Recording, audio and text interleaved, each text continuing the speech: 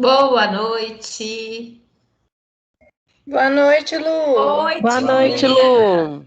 Boa noite a todos. Júlia, Jonathan, Felipe, Grazi, Luana, Pamela, Tainara, Thaís, Valesca. Tudo bom com você, gente? Jóia, e você? Graças a Deus, tudo bom, viu? Então, vamos dar início à nossa terça-feira.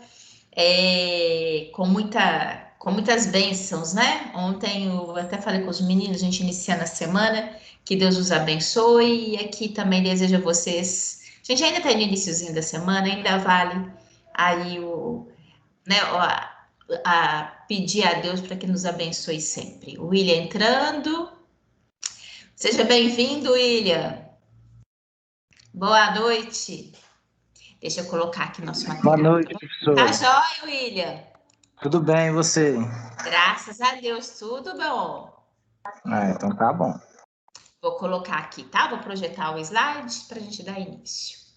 Vou colocar aqui para a gente poder trabalhar. Ufa! Só um minutinho, deixa eu atender. Aqui, deixa eu pôr isso aqui. Aqui, Mariana entrando também. Isso. Deixa eu ver se está projetado. Ok. Isso, gente. Muito bem. Então, vamos dar início à nossa terça-feira, a live de hoje. E antes, eu quero só lembrá-los a vocês, tá? Eu encaminhei para vocês semana passada, então logo eu recebi, né, da faculdade, que a nossa aula prática, não só a nossa, né? Vocês devam também ter recebido de uma maneira geral. Opa, só um minutinho, gente, que eu quero o apontador. Aqui. Que as aulas práticas presenciais, elas foram canceladas, né? Em virtude do que a gente está vivenciando nesse momento da pandemia, tá bom? Então, porque semana que vem estava programado, inclusive consta no nosso cronograma, tá? Mas eu quero falar com vocês que tá cancelada. Então, semana que vem é live normal aqui, tá? E aí a gente espera, deixa isso para frente, deixa essa onda passar, né? Deus há de abençoar, a gente está aí sempre nessa expectativa mesmo de que dias melhores, né, possam ocorrer com todos nós. Então, a gente está precisando disso, né? Mas, então, só para reforçar, eu encaminhei no grupo de WhatsApp, né, aquele aviso institucional, mas de qualquer forma, para deixar aqui para vocês, semana que vem, normal nessa live, e infelizmente a gente não tem neste momento a aula prática presencial não, tá? A gente joga isso para frente, assim que for possível, né, tanto do ponto de vista do município e for possível retomada essas atividades presenciais, aí a gente agenda novamente, tá bom? Bem, também queria solicitar a vocês para que não deixem de fazer as atividades de aprendizagem e diagnóstico da nossa disciplina. Eu entrei lá no site, né, para acompanhar ali, porque a gente consegue acompanhar e verificar o andamento do curso. Tem gente que já até começou sim a fazer, mas tem gente que nem entrou no portal, tá? Então, por favor, não deixem para a última hora. Tudo passa muito depressa, né? As datas, elas chegam, é tudo muito intenso. E essa é uma pontuação essencial para a nossa disciplina, tá bom?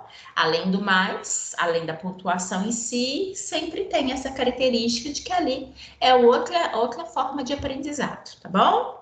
Também solicito a vocês, né, que o Desafio Nota Máxima, ele é uma atividade que são para todos os períodos, então que vocês não se esqueçam, é uma nota que condiz, né, que é uma nota transversal, então ela acaba servindo não só para a nossa disciplina de Biomol, mas também para as outras disciplinas que vocês cursam. Então, eu peço a vocês, não deixem para a última hora, não. Vamos fazendo, eu tô lá acompanhando, tem gente que ainda não entrou, entra, vão fazendo as atividades, tá? São muito importantes, gente. E fazem uma diferença muito grande pra gente depois ali em termos de pontuação, tá bom? Então, isso que eu queria chamar a atenção de vocês, para que vocês, só um minutinho, para que vocês não deixem de fazer atividade, tá bom? Por favor. E aí, nós vamos dar prosseguimento, tá? Hoje nós vamos finalizar, ainda tem um restinho da unidade 1, vamos finalizar e vamos dar o pontapé na unidade 2. Que, na verdade, eu acredito que vocês vão perceber isso, né? É uma continuidade do assunto. Tanto a unidade 1 quanto a unidade 2, a gente dá, né, uma continuidade do assunto, apresentando ali características básicas, importantes, essenciais do que se trata o DNA, do que se trata das características genéticas, né, e da sua aplicabilidade, tá bom? Que é o que destina a nossa disciplina. Deixa eu ver aqui, tem gente entrando. Samira. Isso.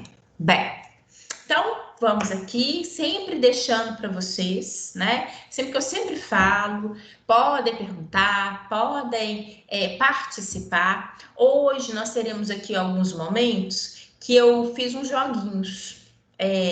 Vocês vão ver agora eu consegui um programa novo de fazer uns joguinhos e eu tenho feito muito isso com as minhas disciplinas. Porque tanto dá aqui para a gente um dinamismo, como eu também consigo enviar para vocês pelo WhatsApp. Falar nisso, cadê? Tá aqui. E aí, na hora que eu apresentar vocês, eu vou encaminhar também para o WhatsApp da nossa disciplina, porque esses joguinhos, eles são diferentes, por exemplo, do Kahoot. Vocês podem, na hora que porventura vocês quiserem, vocês podem acessar, e é uma maneira que eu acho de fixação, tá? Eu tenho nas outras turmas, os meninos, eu até falei com eles, vocês podem ser sinceros, se vocês não gostarem, podem falar. Mas eles acharam que é legal, porque além, né, de fugir, porque eu sempre fico tentando isso, alguma coisa que a gente possa fugir aqui dessa questão de só o professor falar, para ter a participação de vocês e dar um dinamismo, né?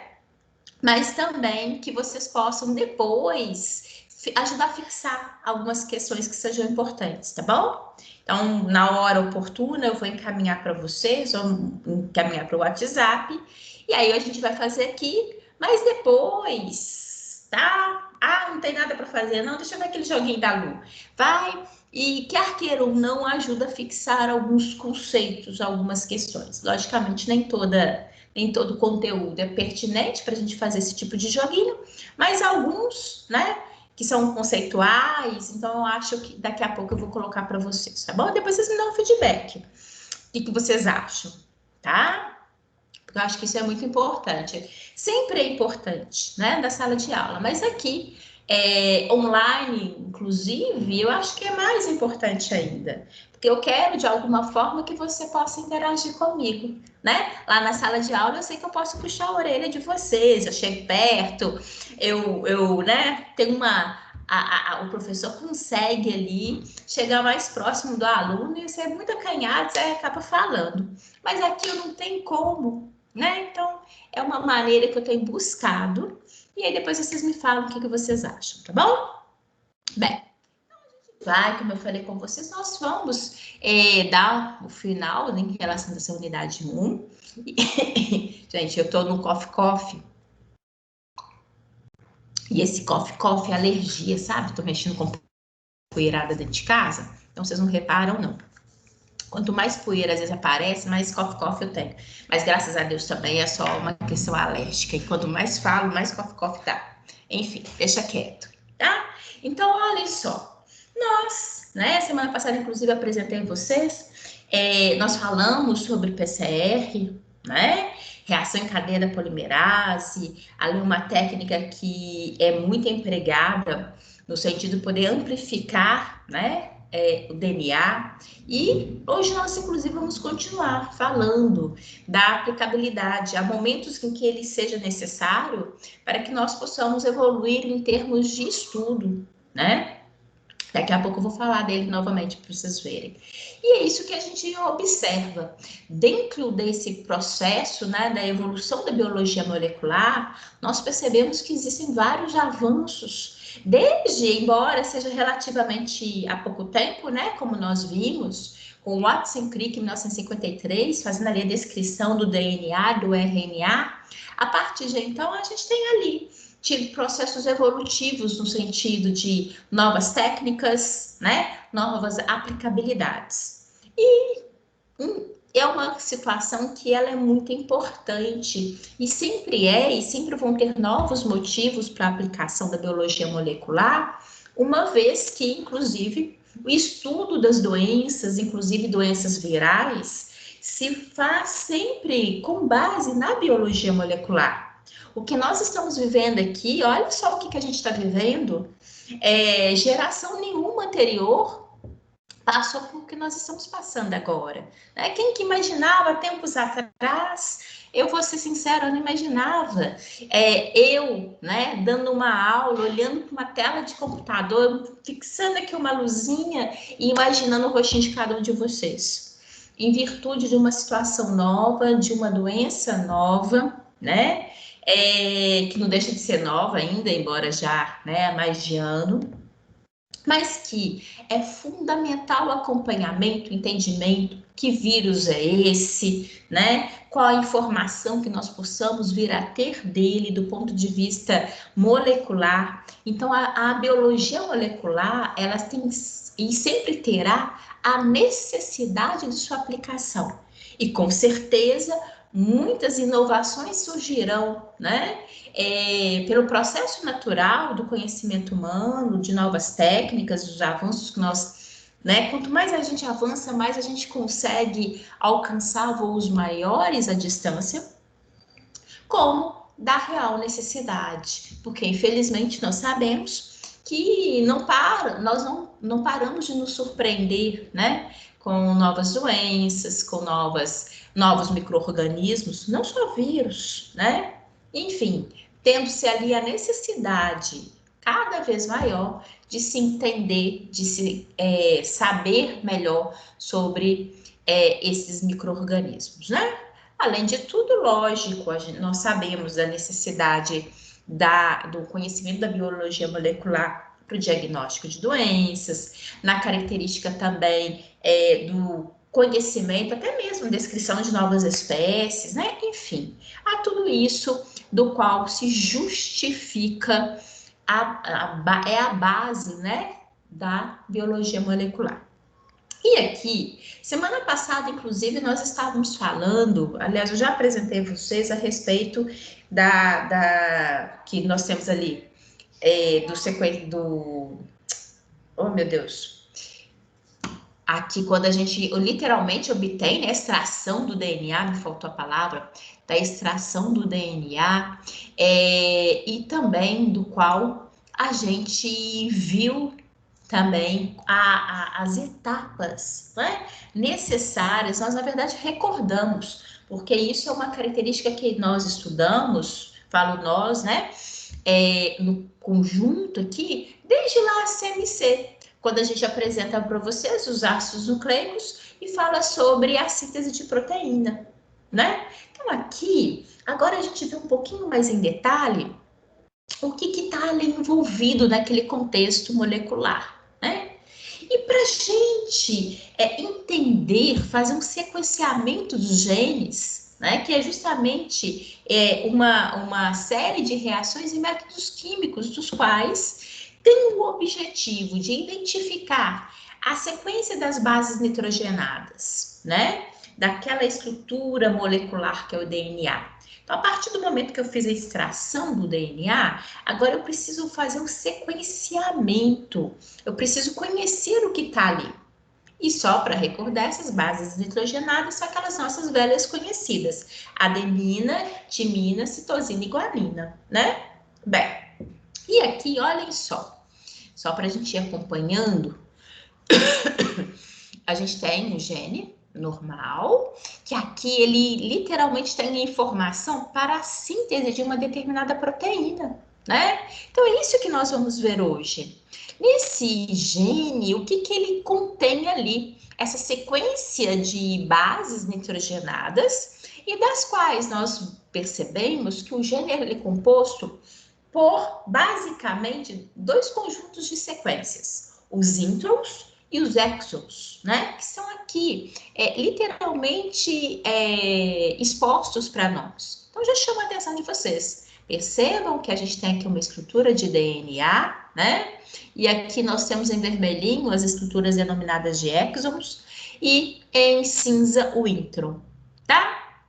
Vocês vão ver que é justamente essa sequência constituída pelo conjunto do exon que nós teremos a sequência que vai direcionar a síntese de determinada estrutura proteica, tá bom? Já já a gente vai ver isso de uma maneira um pouquinho melhor. Isso, né? O processo de sequenciamento genético, ele deva ser utilizado, deva ser analisado, e que, na verdade, ele é fragmentado, né? Todo o material de DNA vai ser analisado, só que nós analisamos de uma maneira fragmentada, em milhões de estruturas menores, por isso que a gente fala em milhões de pequenos pedaços, né? Então, é o entendimento de pequenas sequências que no conjunto me dá uma noção do todo, tá? Então é isso, na hora que eu falo do sequenciamento genético, a gente não consegue necessariamente fazer a leitura de absolutamente todo o gene, mas são fragmentos que vão sendo descobertos e depois, como um grande quebra-cabeça, colocado tudo numa sequência, tá? E essas sequências, elas vão ser lidas em equipamentos, dos quais, aí sim, são equipamentos automáticos que têm a capacidade de fazer a leitura daquelas pequenas porções, tá? E aí, como eu falei com vocês, depois junta-se isso tudo e aí você tem um sequenciamento genético, né? Correspondendo a, por exemplo, a uma determinada espécie, tá? É um método, esse sequenciamento, logicamente, que faz parte dentro da biologia molecular e, como eu falei com vocês, o objetivo dele é justamente determinar a sequência das bases nitrogenadas, as sequências ali da composição, inclusive do que se refere à composição básica do DNA, né? Lembra o nucleotídeo?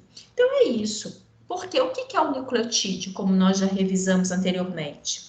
O nucleotídeo ele é composto por um grupo fosfato, uma base, uma base, né? E uma pentose, sendo que aqui no caso é a desoxirribose, né? Então, aquela sequência de estruturas que compõem o DNA, então a gente vai ali identificando, vendo toda a sua composição, para que realmente nós possamos analisar a partir dessa grande sequência de pequenas porções, eu tenho uma noção do todo. A importância desse sequenciamento, eu inclusive utilizei como até mesmo como agora, né, como introdução ao nosso assunto. Afinal de contas, o objetivo, a importância desse sequenciamento é o que justifica a gente estar aqui falando sobre o sequenciamento do DNA, né? Se ele não fosse importante, se ele não pudesse agregar, né? Logicamente, não se faria necessidade disso aqui, da gente pontuar essa situação.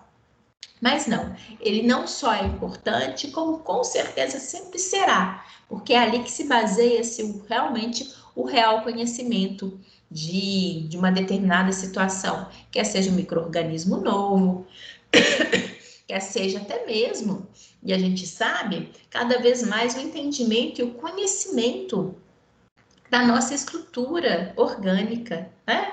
Nós discutimos, já tivemos a oportunidade de discutir isso antes aqui na nossa sala, até colocando, né, da importância que é, e também o contraponto, a partir do momento que a gente tem real conhecimento da minha carga genética, o que eventualmente, do ponto de vista ético, como poderia ser utilizado, né?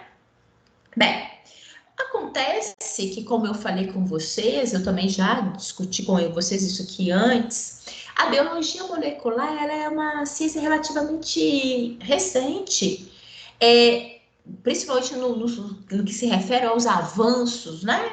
Logicamente que desde que mundo é mundo, e sempre temos nós, pesquisadores, né? Cientistas naturais, que sempre tem a curiosidade de saber das coisas, né? Em relação à vida, em relação à hereditariedade, enfim. Mas foi a partir de 1953, com Watson Crick ali tendo a descrição da estrutura dos ácidos nucleicos, é que a gente começou a ter um salto, né? E olhem, reparem vocês que a técnica de sequenciamento, ela data de 1977. Na hora que a gente fala assim, possa ser, né, 1977, vocês poderiam até falar, professora, não tem tanto, não é tão novo assim, né? Pelo menos o povo aqui de casa, meus meninos, na hora que eu falo da década de 70, eles acham que eu estou num período assim, pré-histórico, né? Porque falam que eu sou tiazona. Bem, mas o fato é que tá aqui, ó, há pouco tempo. O tempo voa, na verdade, mas 1977 há pouco tempo, né? Tem menos de 50 anos para a gente imaginar do tanto, né? Do tão importante que é essa técnica e que ela teve, né? As técnicas e esse sequenciamento inicial data a partir de 77, tá? Logicamente que com o tempo, com o passar das décadas, as questões vão se tornando, obviamente, mais fáceis e até o próprio avanço em cima da própria técnica sempre tem, né? Mas, de qualquer forma, aí é relativamente recente para a gente poder trabalhar.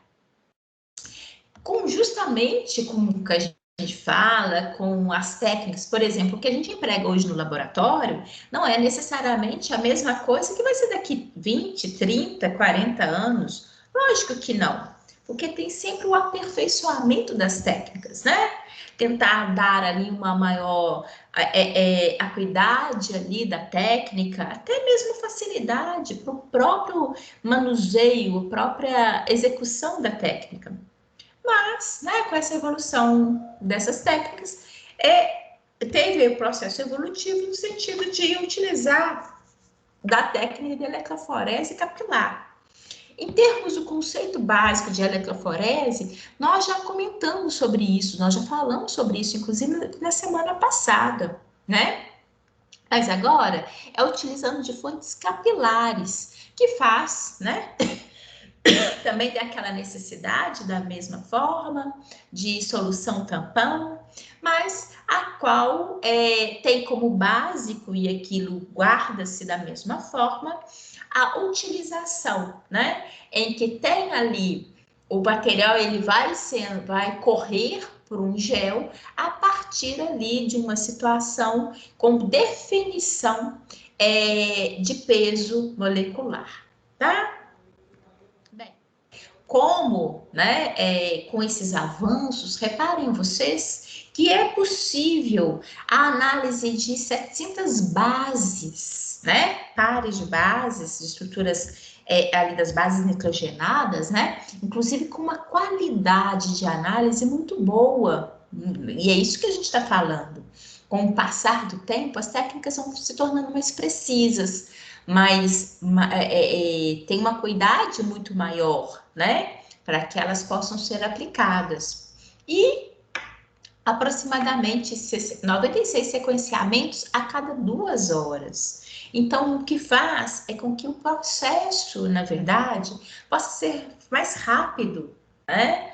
Antes se demorava muito mais tempo para ter ali um sequenciamento genômico. Hoje em dia, tem-se cada vez mais, né, uma maior precisão e uma rapidez maior, tá? Justamente o que a gente coloca aqui. Para que se possa realizar um sequenciamento de DNA, necessita-se de uma quantidade muito grande de fragmentos que será sequenciado. Inclusive, é aí que entra o que eu comentei com vocês no início, né? Para ter vários fragmentos do DNA, nós podemos utilizar previamente de outra técnica que nós falamos semana passada, que é a técnica do PCR, da reação em cadeia da polimerase, onde nós vimos que é uma técnica da qual Se tem uma quantidade muito grande, né? A gente tem ali uma possibilidade de crescimento exponencial daquele fragmento alvo, né? Então, possa se aplicar o PCR para que, em virtude de agora, né, podermos ter uma maior quantidade desses fragmentos, a gente poder continuar no estudo, podendo realizar o sequenciamento do DNA, né? Então, isso também é muito importante que a gente imagine. Embora nós tenhamos na biologia molecular várias técnicas, elas possam trabalhar em conjunto, em prol, né, de um único objetivo, que é ali o entendimento e o conhecimento, por exemplo, de um determinado gene de uma determinada espécie, né? Então, isso também é muito importante. Embora às vezes a gente estude as questões fragmentadas, na prática, elas possam ser trabalhadas em conjunto, em um único experimento, né? Cada uma, obviamente, com ali com o seu objetivo. Eu coloquei aqui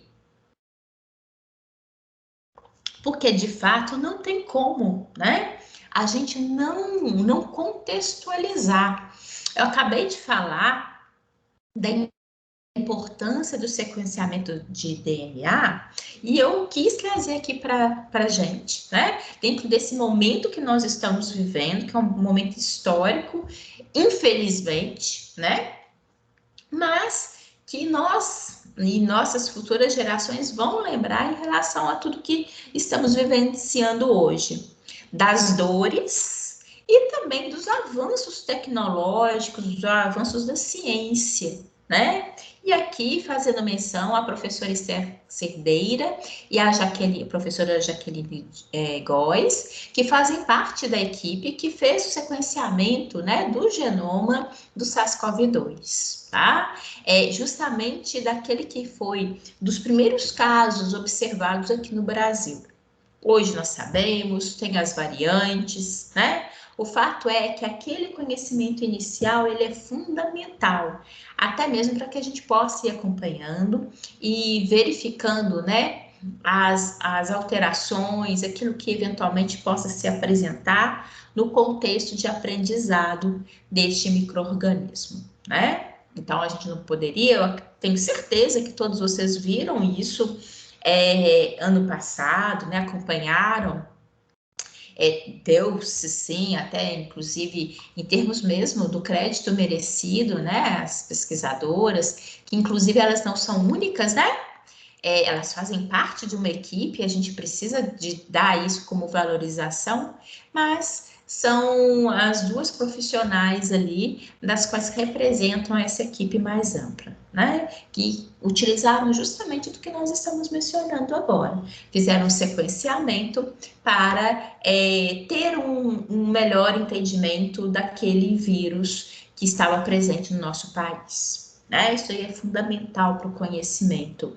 E, logicamente, ampliando-se ali perspectivas, a partir do sequenciamento, é lógico que as situações não são assim tão fáceis, né? Quem dera fosse. Mas a partir do entendimento, a gente abre perspectiva para novos medicamentos, para vacinas. Então, isso aí também é tudo muito importante, né? Quanto mais saber sobre aquele assunto, obviamente mais claro fica e favorece, né, novos avanços. É isso que eu acabo de falar com vocês, né? A aplicação do sequenciamento, ele é muito vasto. Ele vai desde até mesmo para a gente poder identificar e conhecer novas espécies que se apresentam a nós, quer seja por um motivo como estamos vivenciando esse agora, né? De uma espécie que possa provocar danos à saúde humana, como espécies nós como biólogos, né? Novas espécies que possam ser identificadas aí, afinal a biodiversidade é muito grande, a partir do momento que a gente tem essa oportunidade, também fazer o sequenciamento, também entender e conhecer um pouco melhor outras espécies, né? Além do mais, isso que eu até representando aqui para vocês, é também utilizado, por exemplo, nas situações relacionadas à ciência forense, onde tem-se a necessidade, né, de ali verificar o material que eventualmente está ali presente, normalmente associado a um crime ou algo que tenha acontecido, né? De poder dar identificação, reconhecimento, enfim, de várias situações ali pertinentes, tá? E, logicamente, como eu falei com vocês, o sequenciamento de DNA, ele promove, né? Ele literalmente, ele permite com que outras ciências possam ali também se aprofundar e poder ter, né, uma amplitude maior, como inclusive aqui, ó, na descoberta de novas drogas, né? Então, a aplicabilidade do sequenciamento, ele é muito grande, e isso se faz, né? A grande importância de se valorizar a ciência, né? A gente, como biólogo, a gente sabe, e é fundamental a gente valorizar. Esse é um dinheiro que ele é gasto, entre aspas, mas na verdade ele é uma aplicação, ele é um investimento para o próprio país, né? Ter tudo isso, poder utilizar desses recursos, poder avançar no conhecimento, ele sempre traz, de fato, né, perspectivas maiores para o país sobre várias questões. E não é uma questão de aplicar o dinheiro para ser gasto a determinadas classes, não. Ele é direcionado a todos nós, né? Porque todos nós nos beneficiamos com novos medicamentos, com novos conhecimentos, com o conhecimento de novas espécies, com identificação, né? Identificar melhor, principalmente no que se refere a esses quadros patológicos, né? Então, isso tudo é muito importante. Logicamente, a partir de que se tem esse sequenciamento, a gente pode aprofundar ainda mais. E aqui a gente fala do projeto Genoma, e que foi, né, o projeto Genoma Humano, que é o mapeamento de todo o genoma que pertence à espécie humana, tá? Ele teve ali na identificação dos genes, né, de todos os genes que compõem a estrutura corporal humana, né? Para que nós realmente possamos entender um pouco mais este organismo, esse indivíduo, né, enquanto espécie, da melhor maneira possível. Para a gente falar um pouquinho sobre esse projeto Genoma, que é tão importante, a gente tem que mencionar ele do ponto de vista cronológico, que foi no ano de 2000, né? O primeiro desenho do genoma humano que foi montado. Mas, realmente, em 2003, foi quando nós tivemos a conclusão do projeto Genoma, e aí, né, com o seu sequenciamento identificado e concluído, eles conseguiram fazer essa identificação, conseguiram fazer a identificação do projeto Genoma Humano mais rápido do que necessariamente eles previam de início, né? Eu até coloquei aqui para vocês, que eu achei interessante, esse é um selo postal britânico, que foi um marco justamente comemorando esse acontecimento, que foi a finalização do projeto Genoma Humano, tá? Logicamente, isso daqui de início, né? Se a gente for recordar, justamente isso que a gente está mencionando, quando a gente fala dessa evolução da biologia molecular, inicialmente era um sonho, né? Do qual tornou-se realidade, e é aquilo que eu comentei também. A partir do momento que eles se empenharam e começaram a desenvolver esse processo de conclusão, né, do projeto Genoma, foi mais rápido do que eles imaginaram, né? É isso que a gente tem. Nós podemos perceber, e isso tem sido claro para a gente, inclusive nesse período de pandemia que nós estamos vivenciando, de que os avanços científicos, eles têm respondido muito satisfatoriamente, de uma maneira geral, às nossas necessidades, né? Nunca antes tivemos, por exemplo, a presença de vacina de uma maneira tão rápida como nós tivemos agora, e eficiente, né? E várias ao mesmo tempo. Logicamente, não entrando aqui no mérito de especificidade de cada vacina, mas o fato que nós temos opções, né? O mundo inteiro tem as suas opções aí em relação a vacinas que foram desenvolvidas num curto espaço de tempo. Isso tem a ver com todos esses conhecimentos prévios que nós estamos falando, sim, né? E que com certeza faz com que futuras gerações e cada vez mais novos avanços possam ser concluídos e cada vez, né, de uma maneira mais rápida e também, logicamente, deixa eu ver aqui que travou, cada vez mais eficiente, né?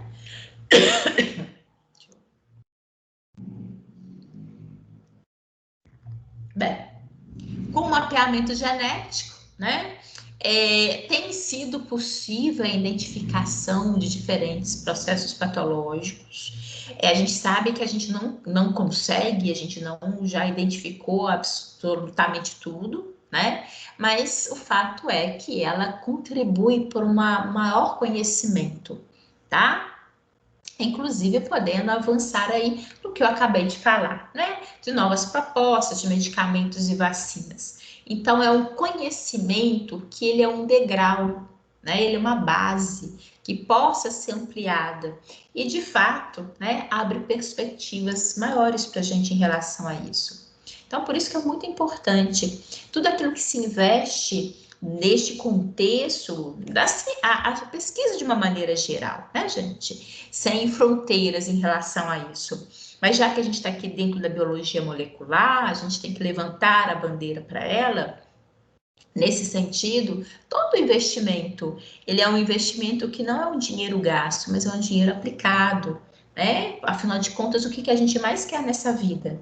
Viver, e viver bem, e viver com saúde, né? Não só para nós, como também para as futuras gerações, que é isso que também se possibilita com a biologia molecular, né? Alguns exames mais específicos, eles possam ainda detectar, a princípio em um embrião, determinados processos patológicos, né?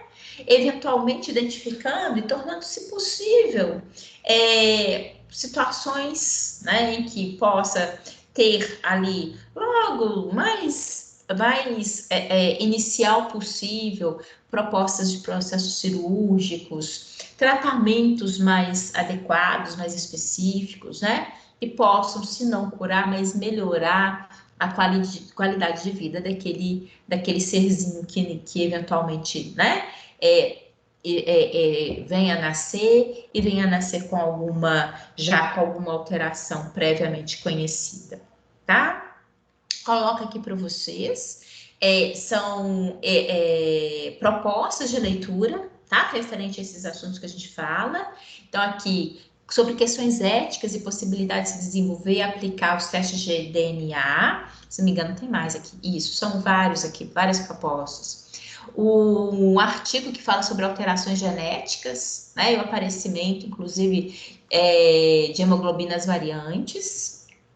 E depois tem inclusive mais artigos. Então, aqui a gente faz essa proposta de leitura para que vocês possam, né, principalmente, e a gente sabe que dentro da biologia, dentro de vocês, tem pessoas que eventualmente, né, não são tão apaixonados assim com o assunto, mas é muito frequente também dentro da biologia termos entre vocês pessoas que gostam muito sobre o assunto, têm interesse e até pensam em desenvolver, né, principalmente dentro da monografia, pós-graduação, dentro da área de genética e biologia molecular, né? Então, aí fica a proposta para vocês, em termos de poder enriquecer ainda mais sobre esse assunto, tá?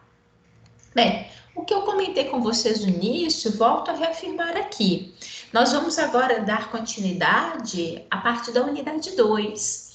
mas que não é um assunto, a gente não tem uma quebra de assunto para falar assim, nossa, mudou completamente. Não, é uma questão didática, né? Onde você tem uma quebra do ponto de vista ali de capítulos de unidade, inclusive do nosso próprio livro didático, mas que a discussão, o assunto que permeia é o mesmo, tá? Então, eu até coloquei aqui para a gente não ter fratura em termos de eu abrir outro material, a gente vai dar continuidade com esse conhecimento da biologia molecular, mas agora a gente vai dar uma ênfase maior àquilo que nós mencionamos já previamente, inclusive em outros dias, quando nós falamos de síntese de proteica, né? Nós vamos aqui na unidade 2 falar um pouco mais da aplicabilidade da biologia molecular na análise de proteínas, tá? E aqui eu quero recordar a vocês, é interessante para a gente que é professor, porque a gente, de alguma forma, né, a gente acompanha vocês, a gente acolhe vocês, ainda mais eu, né? Eu acolhi vários de vocês, não sei especificamente na turma de vocês, se eu acolhi vocês logo ali no primeiro período, eu até acho que devo ter acompanhado, mas é muito frequente a gente logo ali no início acompanhar vocês, acolher vocês, e depois a gente vê vocês evoluindo no curso, né? E a gente aprofundando, às vezes, aquele assunto que a gente falou nos primeiros dias de aula, né? Nas primeiras disciplinas que vocês tiveram na faculdade. E aí, eu peço para vocês recordarem, porque não sei se necessariamente eu que dei, né, CMC para vocês, mas independente, até que não tenha sido, tenho certeza que o professor, ao apresentar para vocês ali, porque na CMC a gente fala sobre a proteína, né? A gente apresenta para vocês a bioquímica básica.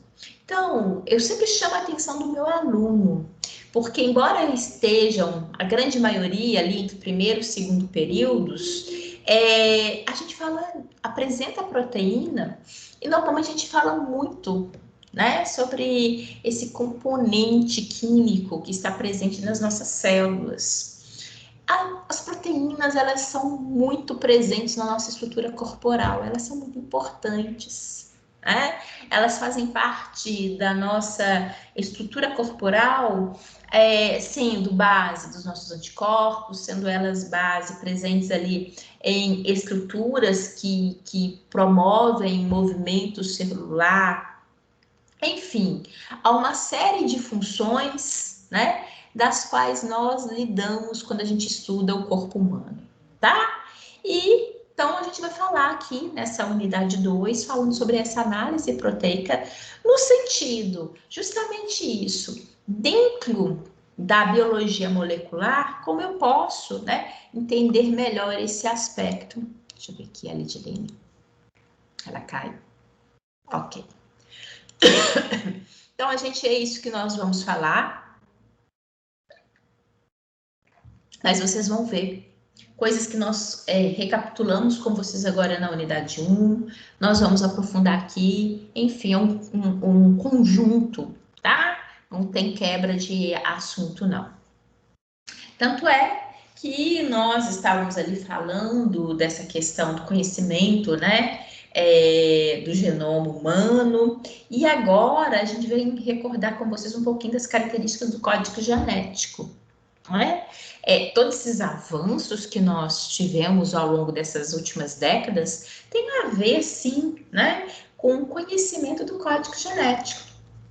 E o que a gente coloca aqui é algo que a gente fala, inclusive eu comentei com vocês no início da aula, desde que mundo é mundo, que sempre tivemos nós, né, principalmente nós, que há tempos atrás eram conhecidos como cientistas naturais, hoje nós falamos biólogos, enfim, aos amantes da ciência, né, aos amantes da biologia. Sempre tivemos nós aí ao longo da história, querendo questionar, né, afinal de contas, não é tão simples entender assim como é que a gente vem, de onde que a gente vem, as características que eu apresento, engraçado, algumas são parecidas com a família da minha mãe, outras com a família do meu pai. Enfim, tem umas que às vezes eu não consigo necessariamente identificar, né? O fato é que este questionamento ele foi fundamental para a gente chegar nos conhecimentos que nós temos hoje, né? E para poder conhecer, servir de base para a gente entender o contexto da hereditariedade, tá? E aí, logicamente, com esse conhecimento, né? Tendo sempre como base aquilo que eu mencionei anteriormente, com Watson Crick, lá em 1953, fazendo a proposta da estrutura dos ácidos nucleicos, né? Que foi o pontapé que nós tivemos para estarmos onde estamos hoje, no século XXI, do ponto de vista evolutivo, do ponto de vista de conhecimento da biologia molecular, né? Bem, o fato é que logo nós tivemos, deixa eu dar, Pamela.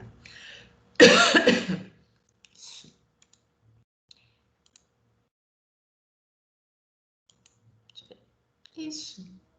Nós temos a proposta, né, que é o que a gente denomina que é o dogma central da biologia molecular, que eu, inclusive, apresento isso, não sei se vocês se recordam, eu falo isso lá na CMC, né? A gente tem a oportunidade de falar isso lá para vocês, que qual que é esse dogma central?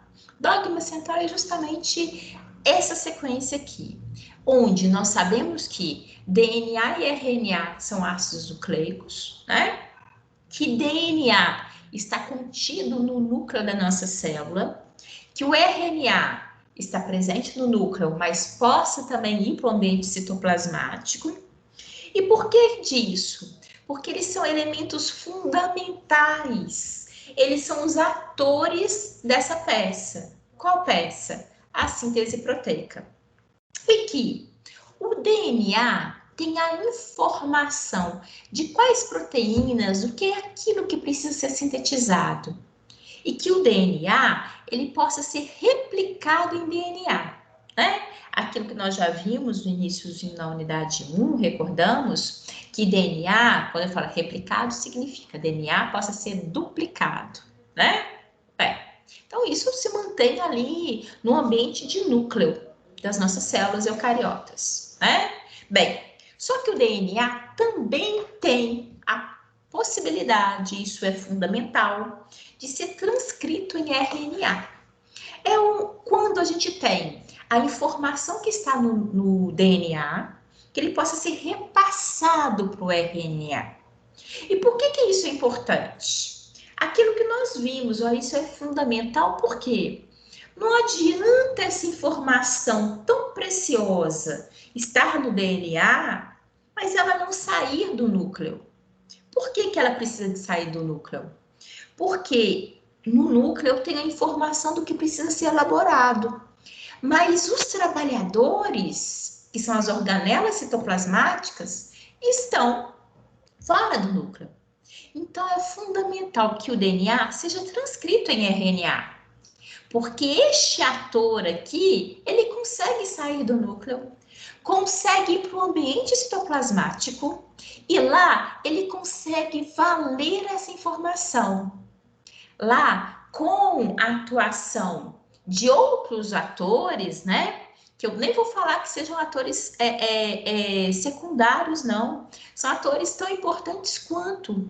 Que aqui tudo é uma questão de importância. Todos os passos são importantes. Mas o fato é que no citoplasma, lembram? Com a presença da estrutura de ribossomo, com a presença, inclusive, do RNA mensageiro, enfim. E todos os demais que vão ter cada um o seu papel, aí sim eu tenho o evento final dessa história, que é a tradução. É a tradução daquela mensagem. E na hora, o que acontece? Se eu tenho um código em mãos e consigo traduzir, você fala assim, eureka, né? Eu descobri, eu achei o segredo do tesouro, aquilo que é tão importante. E aí sim, a nossa célula consegue sintetizar a proteína. Então, esse repertório que nós estamos falando aqui é um repertório que é conhecido como o dogma central da biologia molecular. e que, né, norteia um fator que é tão importante, que é a síntese de proteína. Como eu falei, por que isso? Porque proteína é a base de vários processos, de vários elementos ali que regem o funcionamento do corpo humano, tá bom? Bem, o que eu falei aqui, senhores, não tem nada de novo. Vocês já tinham visto isso anteriormente. A gente fala com vocês, apresenta assim, mas por que fala com a ICMC e que a gente volta a ver? Porque hoje vocês conseguem ver essa historinha com outros olhos. Na hora que a gente fala lá na CMC, a gente fala introduzindo. Hoje e a partir de agora, vocês vão ver, a gente vai dar outros condimentos, inclusive, para que esse processo de fato possa ocorrer. Então, é uma questão de maturidade que a gente vai tendo, que vai abrindo portas, né? Que a gente vai conseguindo enxergar de uma maneira, às vezes, mais clara. Tá bom? Bem, e isso eu já comentei com vocês, das técnicas que já tiveram em termos de avanço, né? Para a gente chegar até aqui. É literalmente a música, né? Ninguém sabe o que eu percorri para chegar até aqui. E, de fato, né, ao longo de todo esse repertório, muito se avançou do contexto de técnica e, com certeza, muito ainda vai se avançar, né? Para que realmente tenhamos o sequenciamento dos genes. Quando a gente fala do código genético, eu preciso lembrar vocês, eu até aqui coloquei, eu achei, além de ser bonitinho, é uma outra maneira de apresentar. Eu vou apresentar lá na frente o código genético, né, num outro contexto, que é no quadrinho, né, que normalmente, inclusive, quando a gente apresenta para vocês de uma maneira inicial. Mas eu achei interessante essa disposição, né, dá na mesma forma. Na verdade, nós temos aqui 64 combinações, tá? Lembrando vocês que aqui são combinações em que eu tenho, né, a combinação das bases nitrogenadas, que são adenina, citosina, guanina, uracila, né? E o que nós temos? A partir daqui, nós temos a identificação dos aminoácidos, tá? A identificação dos aminoácidos, onde eu tenho, é isso que eu vou recordar com vocês, uma sequência de 3 letrinhas, né? Por exemplo, aqui é G-U-U, G-U-C, G-U-A e G-U-G. Então, aqui, ó, essas 4 sequências que eu falei com vocês, elas correspondem, por exemplo, ao aminoácido valina, né? Nós temos 20 aminoácidos, tá? Sendo aqui, ó, 3 sequências, elas correspondem, eu até vou falar adiante, ao ponto de parada, e nós temos a metionina, que é o aminoácido correspondente ao ponto de iniciação, início da leitura, tá? Bem, então, é interessante a gente lembrar disso. Existem várias características, né? Lembram quando a gente fala para vocês pela primeira vez? Código genético, ele é universal. O que significa isso? Que o código genético, ele, na verdade, ele possa ser aproveitado, identificado em qualquer que seja as espécies, né? Logicamente que aqui a gente fala no contexto da espécie humana, mas o código genético, ele é universal, tá? Ele atende muito bem a todos os organismos, procariontes e eucariontes. E aqui, o que é o gene, né? Ele é uma sequência de diferentes nucleotídeos que vão formar as nossas unidades cromossomais. Eu vou pegar, eu gosto muito de imagem, e acho que aqui ele ajuda o aluno visualizar e de fato identificar, né? Nós temos aqui o esquema de uma célula eucariota, mostrando que aqui dentro do ambiente de núcleo eu tenho essa estrutura correspondente aqui, que é o cromossomo, né? Bem, aqui adiante ele deu um zoom nessa estrutura cromossomal, esse cromossomo, e o autor está literalmente chamando a atenção para a gente. Olha, cromossomo nada mais é do que o enovelamento da fita de DNA. DNA, nós já vimos, né? Já recordamos isso, é uma sequência extremamente longa, muito fina, delicada, mas extremamente longa. E que aqui, né? Ele literalmente vai se enovelar, constituindo a estrutura de cromossomo, tá? Bem, e aqui, se eu puxar como se fosse, sabe quando eu tenho aí um novelo de lã e começo a puxar uma linha? Aí eu percebo que fazendo aquele novelamento, de fato é novelamento de um DNA, né? E sabemos que no DNA tem a presença dos genes. Genes é o gene que corresponde, por exemplo, à cor dos seus olhos, ao tipo de dente que você possui, né? A estatura que você apresenta. Deixa eu ver aqui se eu tô. Isso. Tá? Em média, eles acreditam que nós tenhamos mais de 68 mil genes, tá? Para identificação da nossa estrutura corporal. Bem, essa unidade fundamental, né, que literalmente corresponde ali, como que deve ser cada estrutura que compõe a minha composição corporal. Ah, tem a nossa informação genética e é o que a gente possa transmitir para os nossos descendentes. Eu sou o que eu na verdade herdei a partir dos meus pais e o que eu tenho, o que eu possa herdar para os meus filhos, né? As minhas características, não só físicas, né? É sempre importante destacar isso. É muito susceptível a gente sempre dar exemplos de características físicas, mas aí, inclusive, características, né? Que correspondem a, por exemplo, alterações, a doenças, né?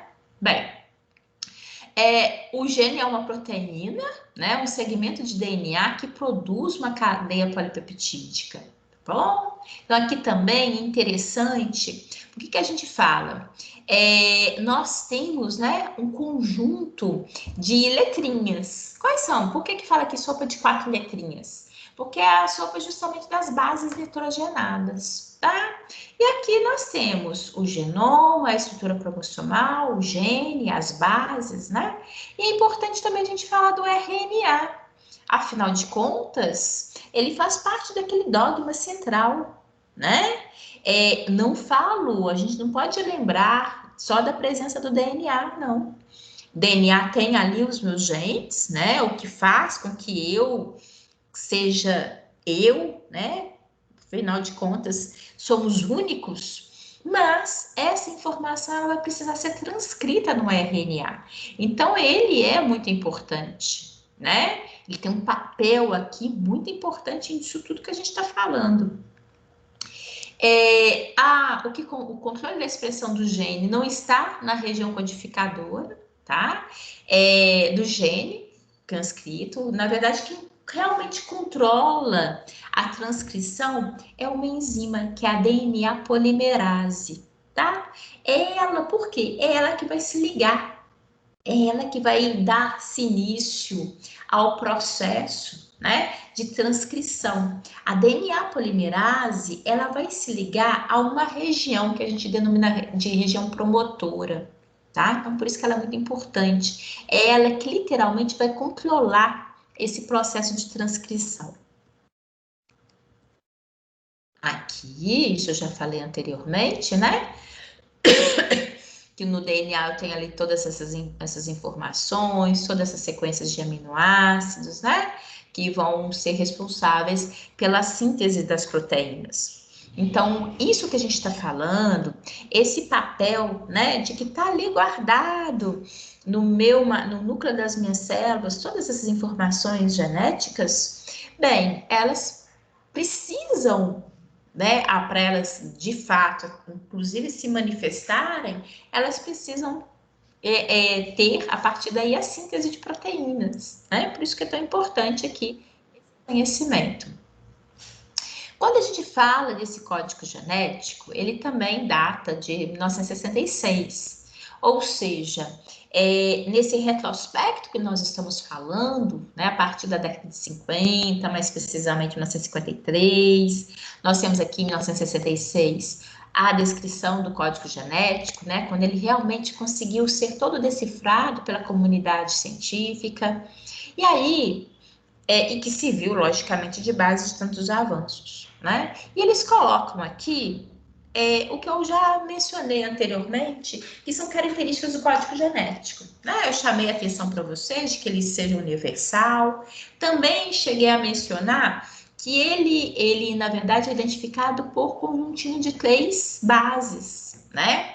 É uma combinação de 3 letrinhas. Tanto é que eu fiz a leitura aqui para vocês, né? Olha, U, C, U, C, C, U, C, A, U, C, G, né? Que aqui no caso corresponde a serina.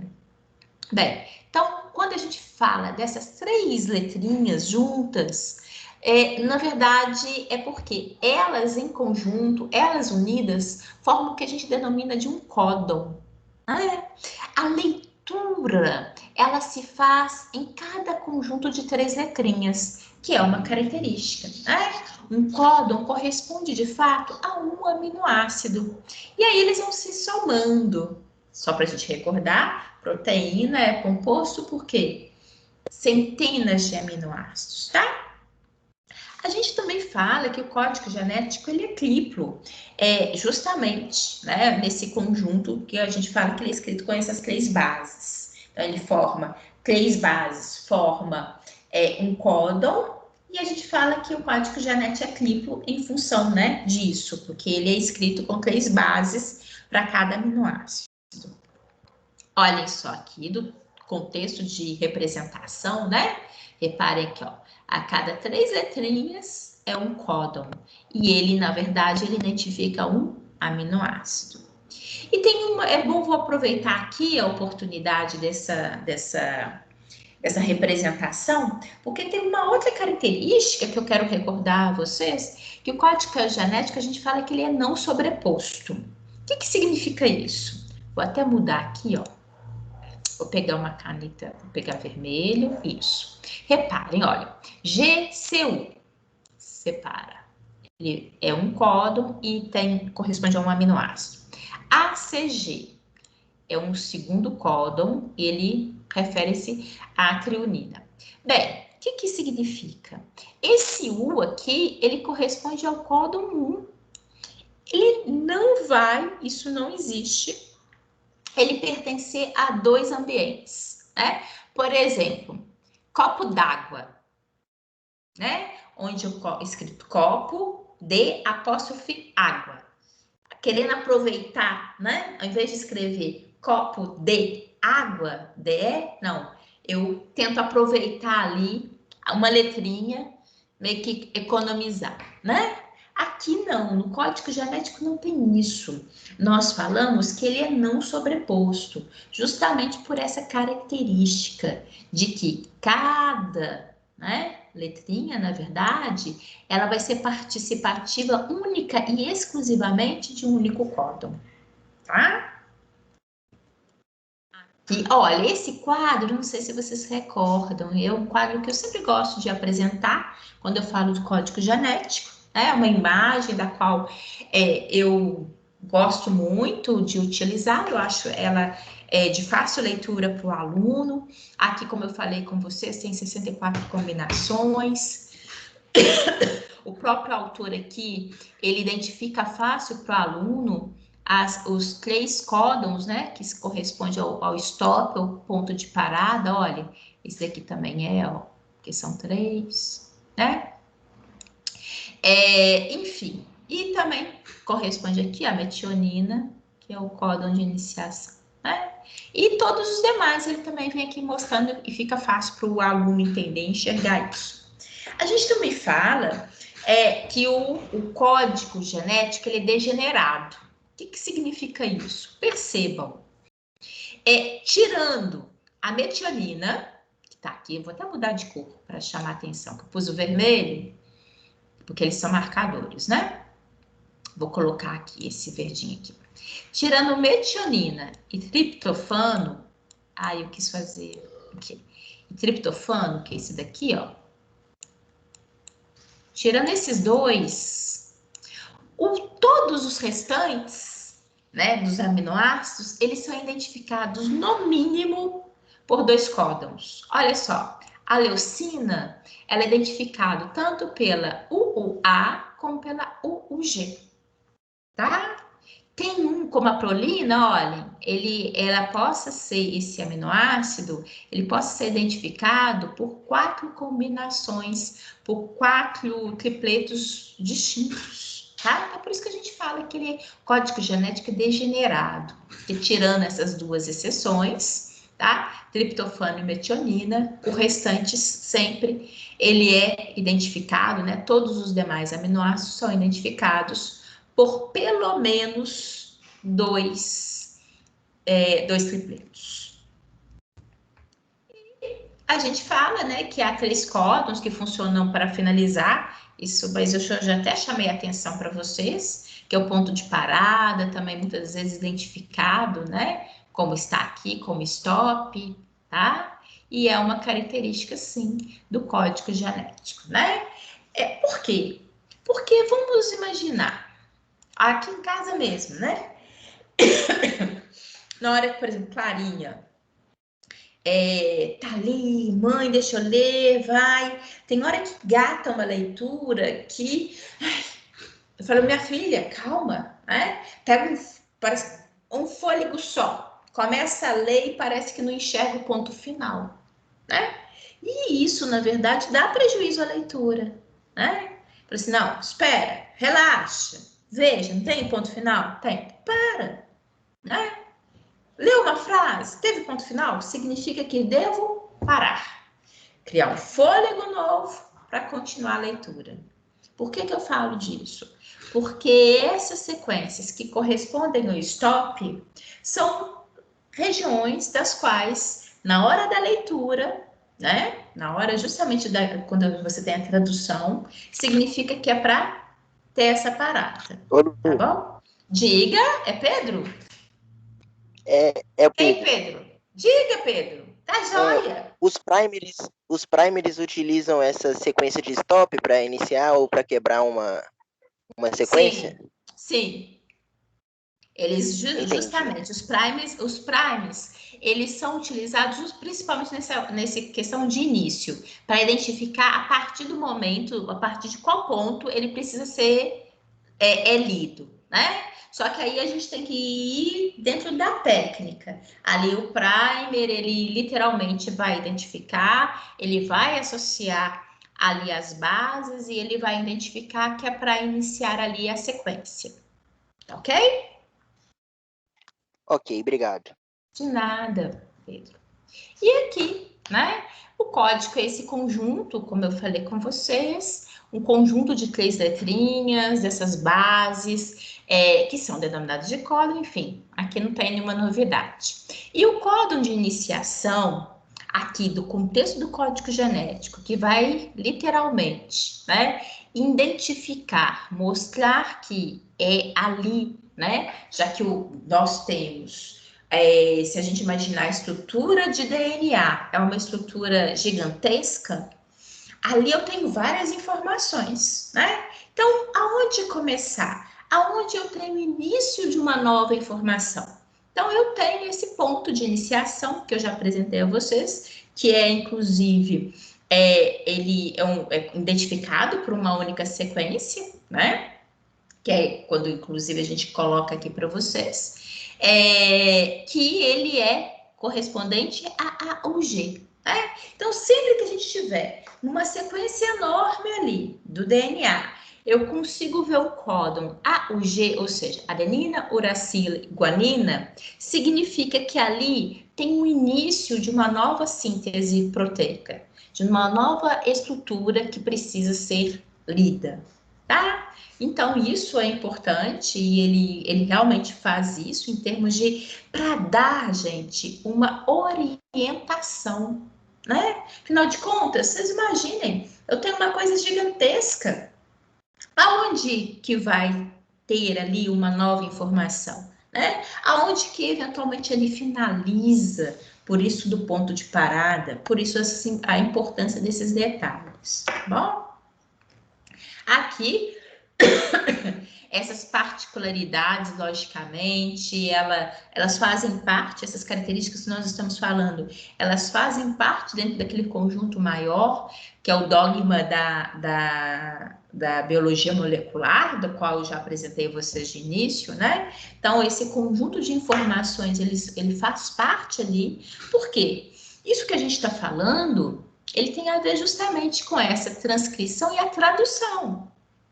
Particularmente nesse processo de tradução, onde, né, que eu vou iniciar uma leitura e onde que termina, que corresponde a essa informação do que precisa ser sintetizado, tá? Então, ele faz parte dentro desse contexto. E aí eu chamei a atenção de vocês, olhem, durante ali aquele processo, que nós até falamos, já mencionamos isso, quando a gente falou de síntese proteica, inclusive, se vocês se recordarem, lembra quando eu apresentei até para vocês, ó, a gente falou ali da informação genética, nós falamos do DNA que está no núcleo, a gente falou sobre a transcrição do DNA para o RNA, a gente falou que o RNA mensageiro é o RNA que sai do núcleo e vai para o citoplasma, né? Bem, mas tem um detalhezinho aqui importante, de palavrinhas que eu tenho certeza que vocês também já ouviram falar, que são introns e exons, tá? Bem, o que isso representa, né? Todas as duas nomenclaturas são nomenclaturas importantes. Introns e exons. Todos eles, tá? São importantes dentro dessa codificação, dentro desse processo. Só que os introns, nós vamos ver, eles não vão aparecer. Eles, na verdade, eles são utilizados, eles são importantes, mas eles não vão sair necessariamente do ambiente de núcleo, tá? Olha só, vou pegar no contexto do desenho para vocês observarem. Repare que ali no gen, né, na hora que eu pego o meu DNA, estico ele e tenho ali vários genes, identificando ali várias questões relacionadas à minha estrutura corporal, eu percebo que eu tenho áreas denominadas de exons, que são aqui representadas em vermelho, e áreas que são os introns, tá? E eles vão se alternando. Reparem aqui. O gene é aquela estrutura que ela é mais complexa, tem os dois.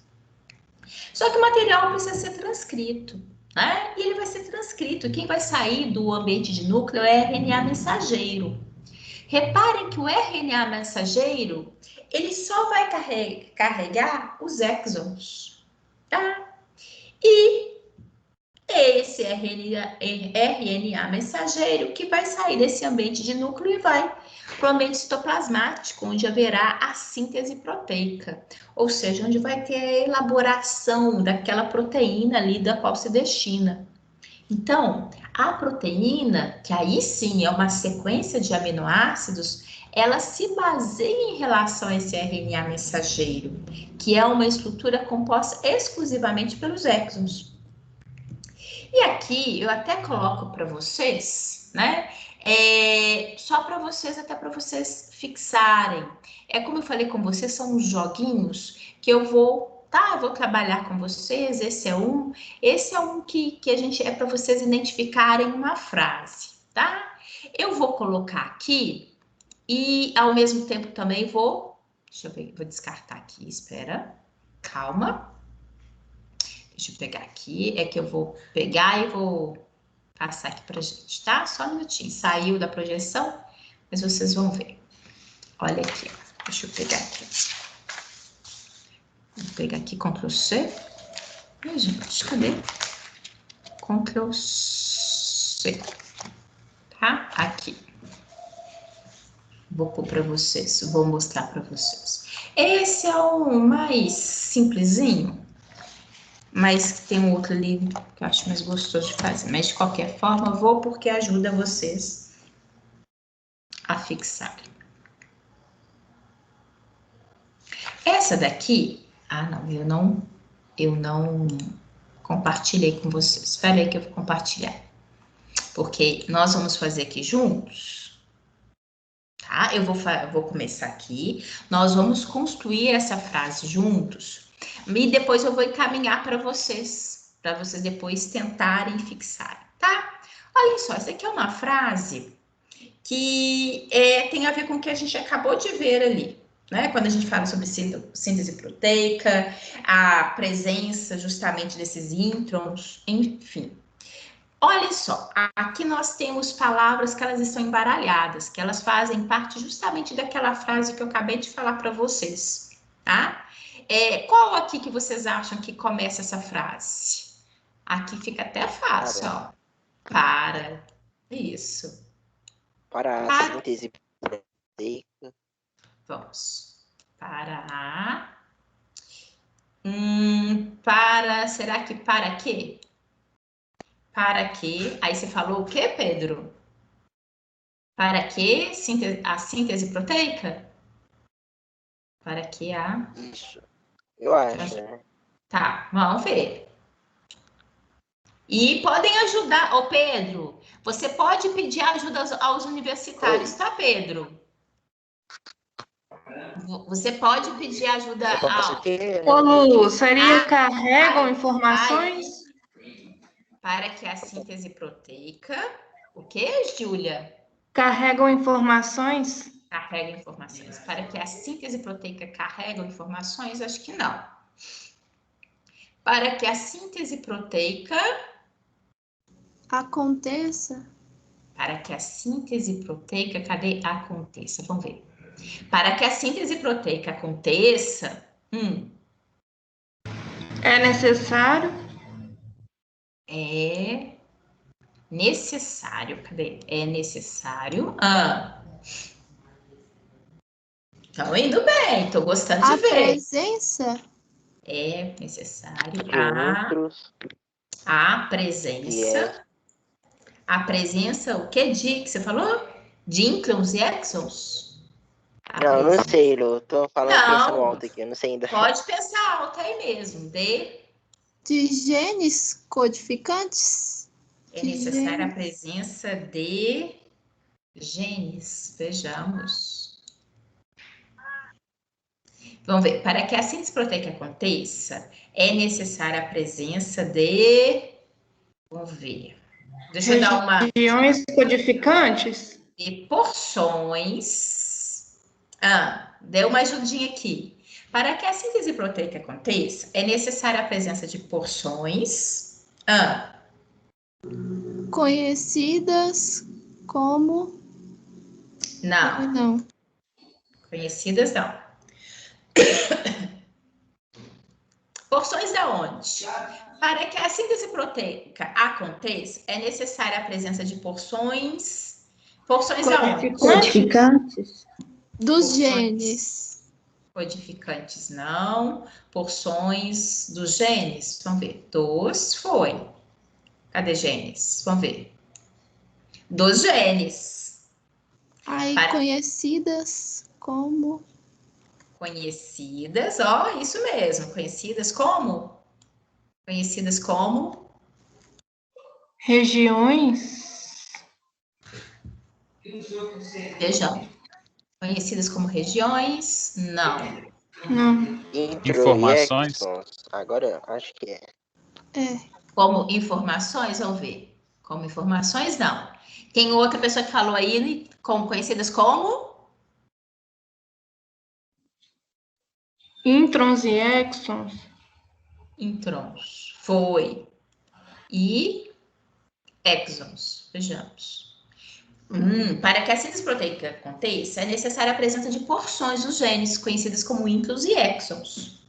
Íncrons e exons? Não. Não, e exons não. Genes conhecidos como introns. Que carregam. E carregam? Que carregam. Não, não, tem um E.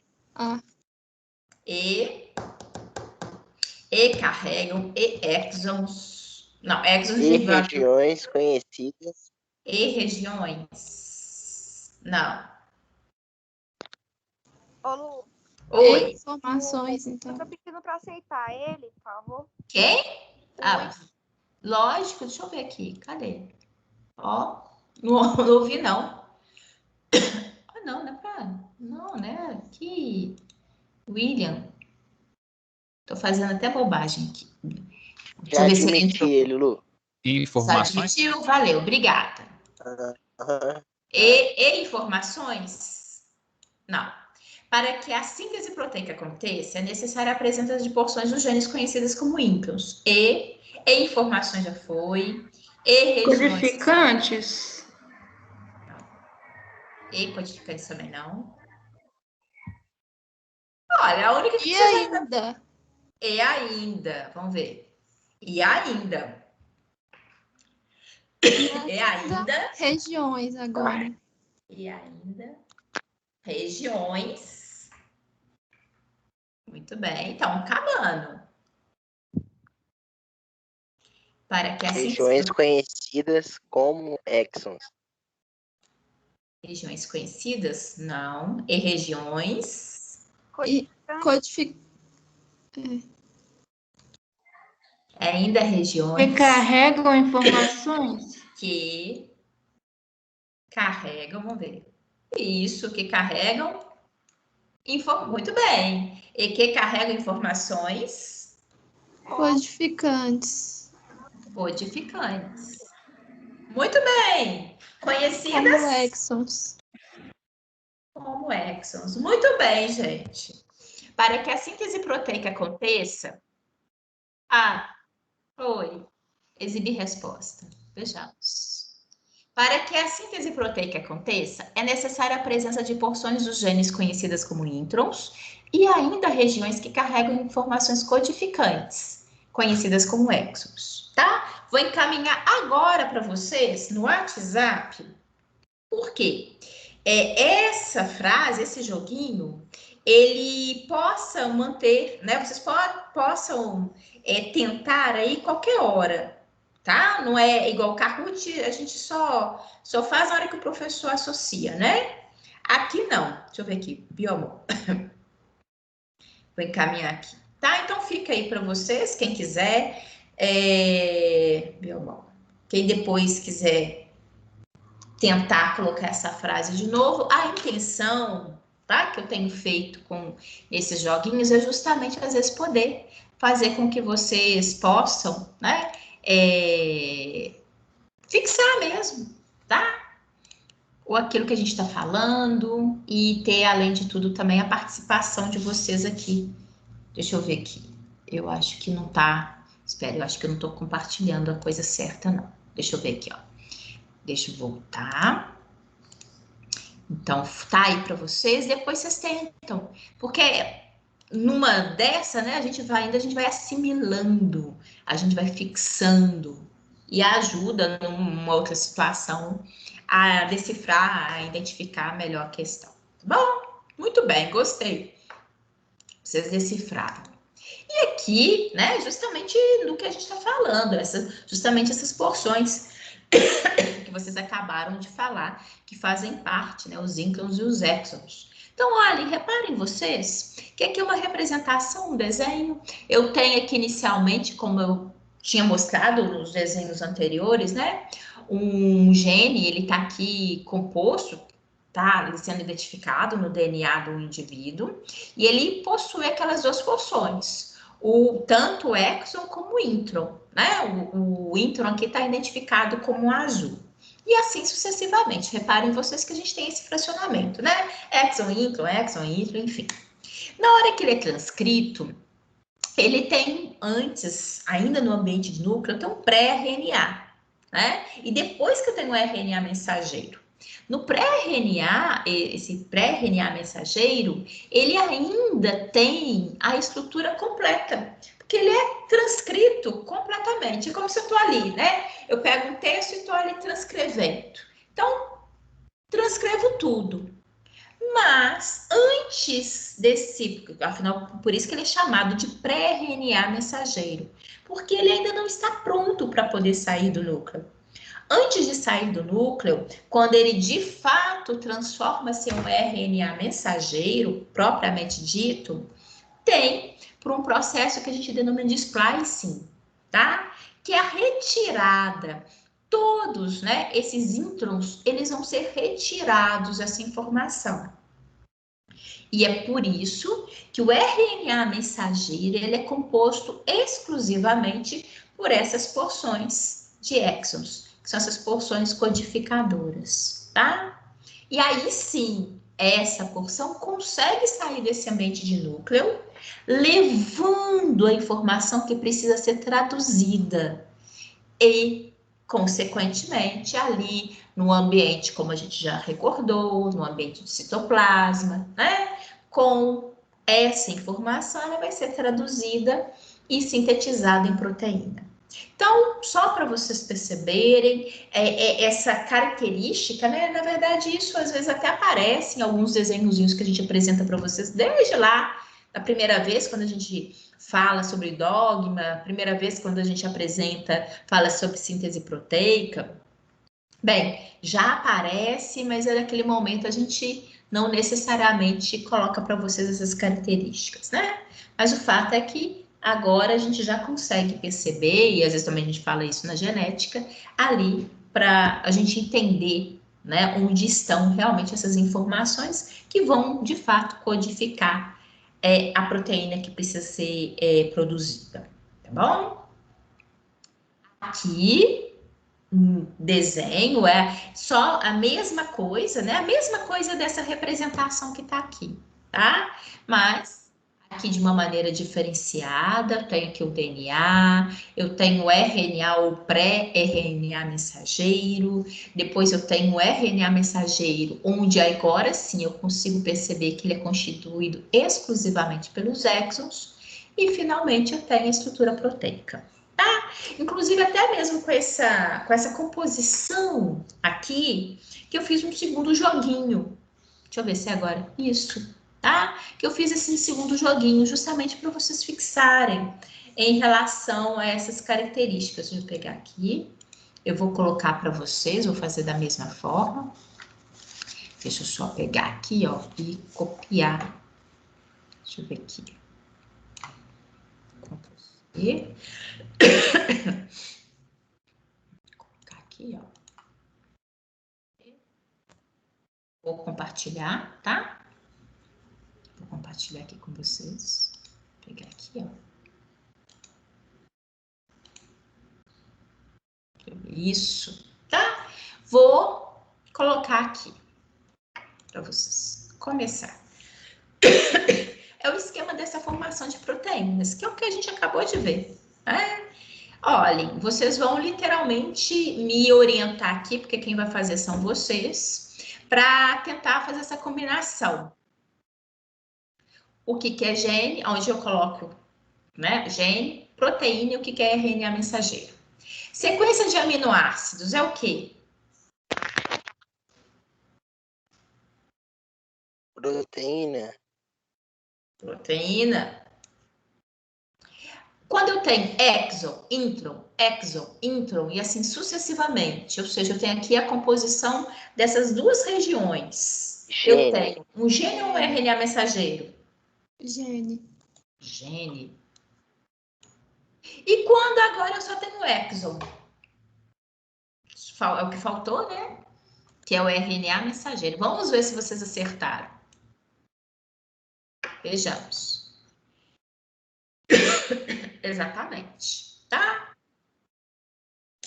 Vou colocar aqui para vocês também.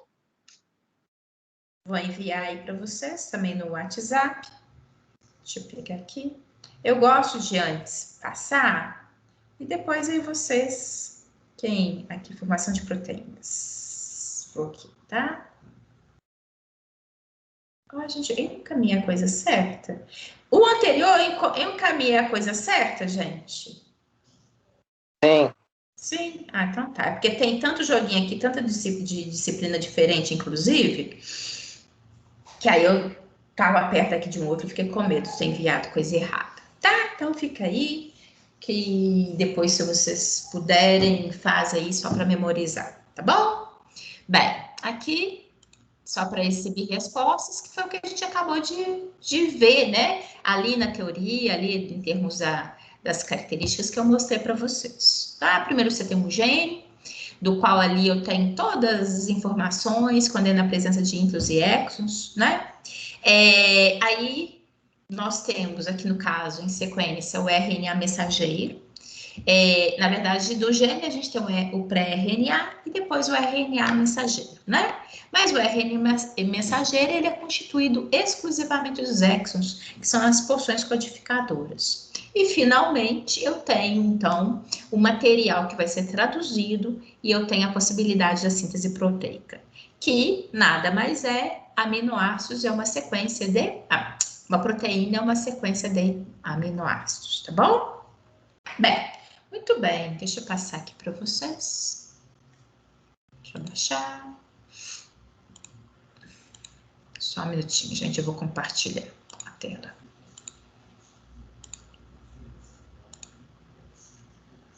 Só um minutinho. Filho, isso. Ok, tá? Vamos à sequência aqui.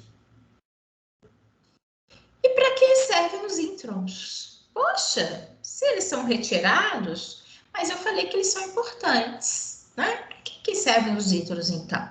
É uma pergunta que sempre se fica assim no ar, né? Bem, de fato, eles são importantes e eles conseguem perceber que grande parte, né, do processo de transcrição, ela é realizada nos introns. Grande parte, só para a gente ter uma noção, eles acreditam que aproximadamente 75% do processo de transcrição, ou seja, na hora que você tem ali do material do DNA para o RNA, 75% do processo, deva-se, né, ocorre ali nessa porção, tá? Então, eles são importantes, cada um ali tem o seu papel, tá? Embora na situação de tradução, na situação de síntese proteica, aí entra o papel dos exons, tá bom? E aí, justamente o que eu tô falando, por mais que na hora da tradução eles não participam, né? Afinal de contas, eles não vão para esse ambiente citoplasmático, então eles não participam desse processo. Mas previamente eles acreditam que eles sejam fundamentais para a transcrição de DNA para RNA, tá? Então, ou seja, o que é importante é que cada um tem o seu papel. É muito comum, muitas das vezes, de uma maneira geral, a gente querer colocar qual que é o mais importante, né? Colocar valor, juízo de valor. Isso é importante? Mas isso aqui é mais. Não. Aqui a gente observa que cada um tem o seu papel, né? Nem todos são atuantes no mesmo momento. Cada um tem o seu papel específico dentro, né, de um momento ali daquela história. Então, por isso que no conjunto temos que valorizar, aliás, em toda essa sequência, né, quando a gente fala dentro da estrutura, dentro do funcionamento, dentro desse conhecimento molecular, cada um dos elementos, eles têm a sua importância, a sua relevância, tá? Aqui, uma coisa muito clássica, quem dera que todos os processos ocorressem sem erros, né? Quem dera, ia ser ótimo. Embora, a gente fale esse quem dera, vírgula, né? Deixa eu me corrigir aqui. Porque na hora que a gente fala de alterações, de mutações, que é justamente quando ocorre alguma modificaçãozinha, a gente tem que morder a língua e falar, olha, que a gente lembra muito de mutação e lembra de doenças, né? Mas a gente tem que realmente se policiar. Não é assim, não.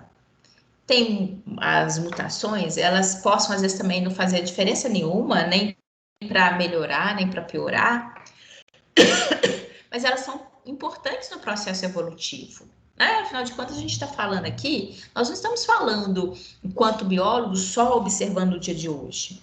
A gente precisa de imaginar que existe um processo evolutivo das espécies e várias pequenas alteraçõezinhas, elas foram fundamentais terem acontecido lá no passado para que as espécies pudessem ter ganhos, né? De adaptação ao habitat, enfim. Então, a gente também tem que ter cuidado quanto a isso, que é muito comum a gente falar de mutação e lembrar para o lado mais pejorativo, né, da possibilidade da ocorrência de doenças, malformações, embora isso seja uma realidade, mas não é a única. Então, a gente também tem que ter esse cuidado.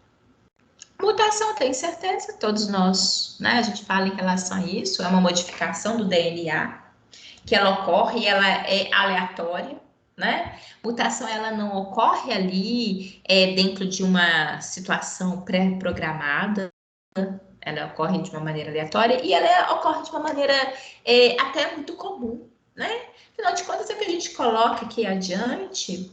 Olha só, gente, nós temos vários processos no nosso organismo.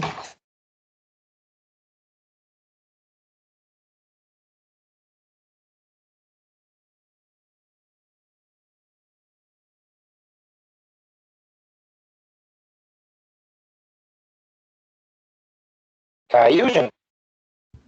Tá mudo para mim também Eu acho que aqui. caiu.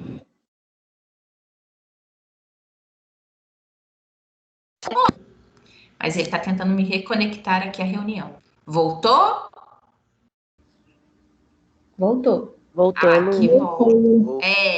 Ele deu aliás, ele nem um branco, não, foi uma negritude aqui na tela e falou que estava tentando me reconectar. Isso tem acontecido. Deixa eu... Não, mas a tela tá da mesma forma. Então tá. Bem, mas é isso, né, que eu ia recordar, como vocês estavam falando, que quando a gente recorda a divisão celular, né, lembra quando a gente está ali falando da divisão celular, mitose, meiose, as fases, né?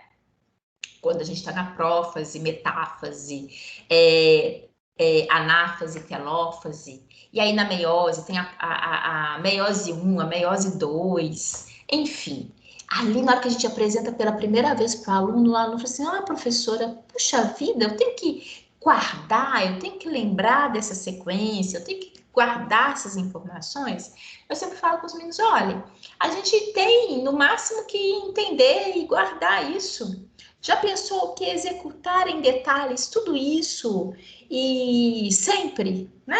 Que é o papel do nosso organismo, que ele faz, afinal de contas, são mecanismos que ocorrem conosco sempre, né? Mitose, cada vez que eu machuco e preciso ter a renovação do meu tecido, eu preciso ter novas células sendo produzidas a partir de mitose, né? Os rapazes aí, milhões de espermatozoides que são produzidos no dia. Não haja divisão celular meiótica, né? Enfim, e nós também, né, meninas? Nós temos ali uma produção de células germinativas não tão grande quanto os rapazes, mas também, ao longo da nossa vida, uma grande produção de células germinativas. Então, logicamente, ao longo da nossa vida, vários processos ali de divisão celular meiótica, elas são fundamentais para constituir, né, a nossa estrutura corporal com tudo que organicamente a gente precisa para o nosso funcionamento, né? Então, logicamente, por que eu estou falando disso, falando de mutação? Porque como são processos muito criteriosos, cheios de etapas, onde, na verdade, às vezes uma pequena alteraçãozinha possa promover uma mutação. Então, é por isso, inclusive, que as mutações, elas ocorrem mais do que a gente, às vezes, possa imaginar. Professora, mas não é sempre que eu tenho os prejuízos em relação à mutação. Concordo.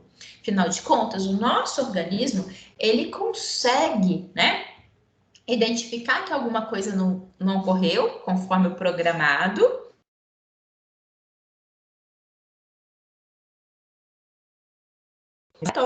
E ele consegue, muitas vezes, inclusive, fazer com que aquela célula que apresente aquela alteração tenha um processo de morte por apoptose, que é, inclusive, um mecanismo de defesa muito interessante do nosso organismo, né?